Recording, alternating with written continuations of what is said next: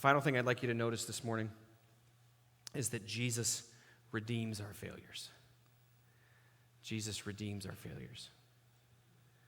Notice here in this moment that Jesus is not only bringing Peter back to the moment of his failure, but he's also bringing him back to the moment of his calling. It's not a mistake that Jesus repeats on this day the miracle that he performed on the first day. He's reminding Peter of something. He's reminding Peter, saying, Peter, I've still called you. He's reminding Peter that his calling wasn't a mistake. He's reminding Peter that not only has he not given up on him, but that his calling on his life hasn't changed. I'm so grateful that the calling and purposes of God in our lives don't change because of our failures. Are you grateful for that? I'm so grateful that the calling and purposes of God in our lives don't change because of our failures. Peter was unworthy of Jesus at the beginning. And despite all he had learned, seen, experienced, accomplished, he was still unworthy. But Jesus still wanted him. Jesus still wanted him. And he says to Peter, Peter, feed my sheep. Or Peter, take care of the souls I'm entrusting to you.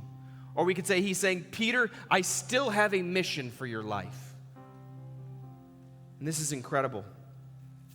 Friends, how many of you know that God only uses flawed people?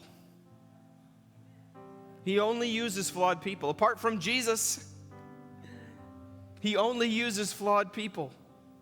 Peter was not without his failures. In fact, he still didn't quite get it right going forward. In fact, there were other mistakes he made. The New Testament records them for us. The point is not that he had enough chances that he finally got it right.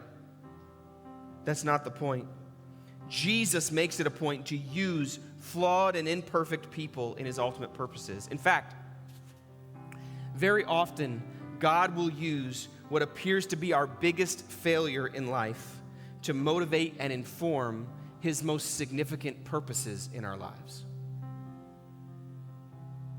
I find it interesting that Jesus chooses as the primary mouthpiece of the early church the one person who had publicly denied him. Just think about that for a minute. Jesus has the power to redeem the worst moments of our lives and turn them into something useful, beautiful, and eternally significant. But I want you to notice something here. Peter's failure in denying Jesus is not the only failure in this story. The disciples failed too. They failed on their fishing trip. They couldn't catch any fish. You might say, well, why does that even matter? That's kind of a silly thing. Well, I don't go into all the theology behind it, but essentially what's happening here is Jesus is giving them a picture of what their missional effectiveness looks like apart from the power of God in their lives. He's saying you cannot be successful ministers. You cannot reach your community. You cannot reach your world without my power working through you. You see, sometimes our failure is a failure of devotion, but other times our failure is a failure of mission. But Jesus is making it very clear on both fronts. He's saying either way, you can't be devoted to me apart from me because your love is always going to fail, and you can't be missionally effective without my power working through you. And so the same words that Jesus says to Peter at the beginning, he says to him now at the end. He says, Peter, follow me. Follow me. Leave everything and follow me. I know your love has fallen short. I know it will continue to fall short in many ways, but Peter, I've already forgiven you. I love you. I'm restoring you. Now get back up and follow me.